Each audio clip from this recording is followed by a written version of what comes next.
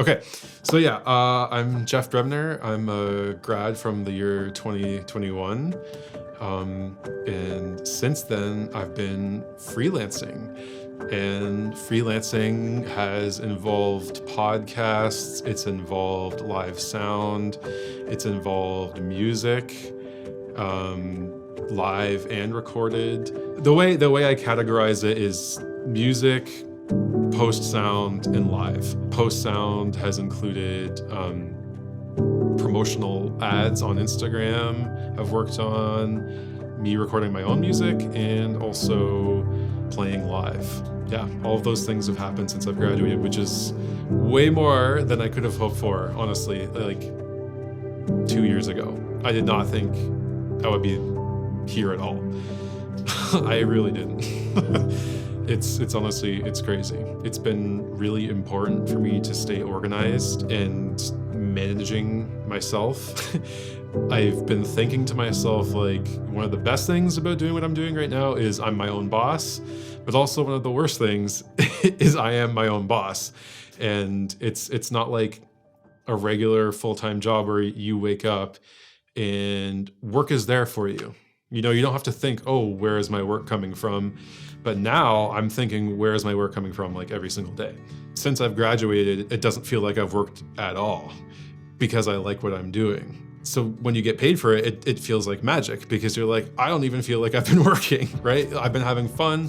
Previously, I worked a different career and I didn't want all that to go to waste. I mean, I went to school for 4 and then I worked for 7.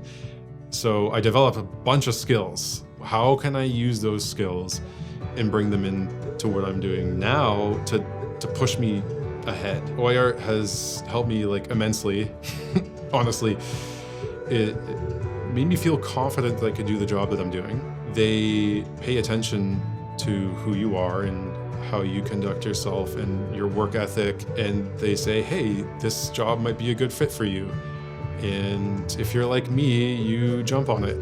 100%. Yeah, actually, that's worth mentioning because the CARM class should not be understated. CARM is Career and Relationship Management, and it's basically what the title is. How do you develop relationships? How do you manage them? How do you build your career? It's funny because I was a working professional before I came here. I was doing a lot of that stuff wrong, and I probably could have gotten further had I known the things that we talked about in that class. Actually, today I got an email from somebody who did not hire me, but because of the email I wrote and my portfolio, he said, wow, I just went through your portfolio. I'm going to keep you in mind. Right? Like and that's another thing that we talk about in CARM. Like sometimes people don't take you for the job right away, but they might come to you 3 months later. The way I think about my goals is, one is either to get into game audio or to work on set on a reality TV show, specifically Bachelor in Paradise. I really want to work on that show. That's a dream.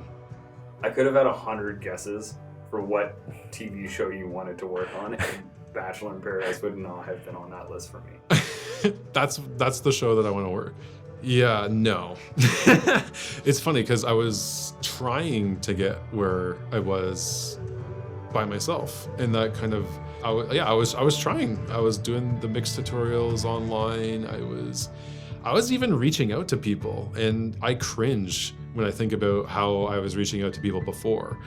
It was sloppy, it was unprofessional, versus now, still not perfect, but better, right? So, way better, I think, because I've actually landed work. So I don't think I would have been able to get here where I am as quickly as I did. Like maybe I would have been able to do it by myself, but it would have taken like way longer, and probably a much more frustrating path than just coming here and focusing on this. You're paying for being around professionals like the people who are teaching you. That's the decision of the bike operator. Say, I gotta do something different to get away. So the first bank is where you should energize it, and then another little one back. Because if you and this is the what you need on demo reels, that's the narrative decision. You're paying for being focused for a full year on just this, being around other people who are like you, who are going to help you. You're paying for the environment as well as the curriculum, and it's curated for a purpose. Yeah, that's a good question. Just TV, any shows. I was like, I never thought about where the sound was coming from and how much would actually be involved there. So yeah, anything audio for visual related. A lot of the live sound labs were, especially in semester 3, where they just give you the room. Those were a lot of fun because I was very lucky with the crew that I had. They were all awesome and it was dynamic. I miss seeing them every day, actually.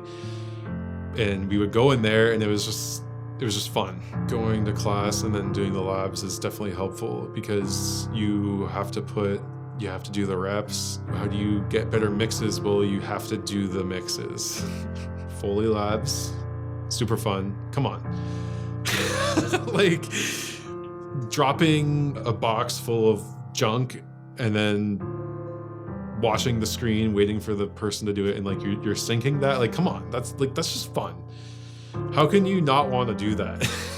Like, the Gaggio lab is really good. You know, like a mock film set. Like, it's good to have that experience, so you're not walking dry on your first film set.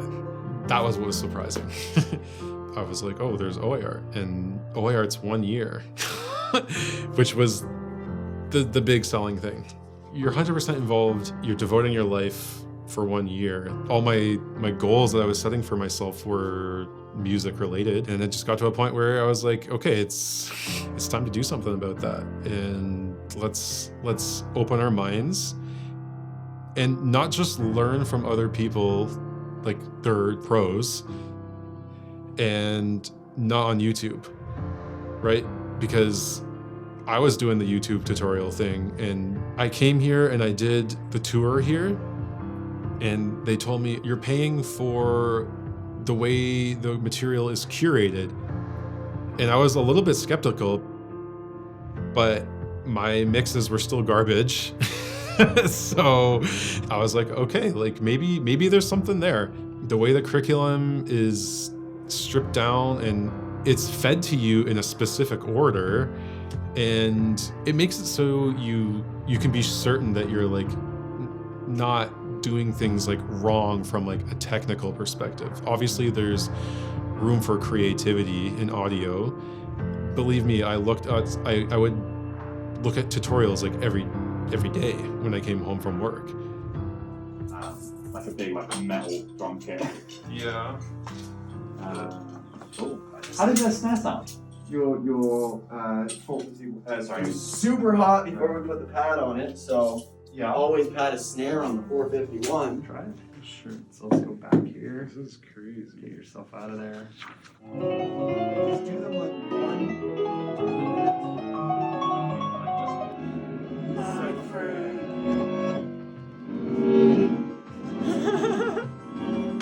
but don't solo them when you do that, right? Oh, they have to be solo.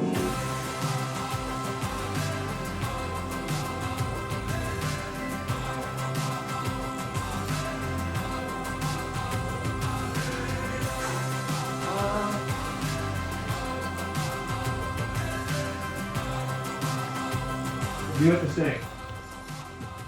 You want me to do it? Okay, so what is this one here? This one is, I find it the peak is in the middle, which is not what you were suggesting. Well, it's fine. Yeah, and then over here, these are on the decisions, these two. Yeah, so let's just play it from here.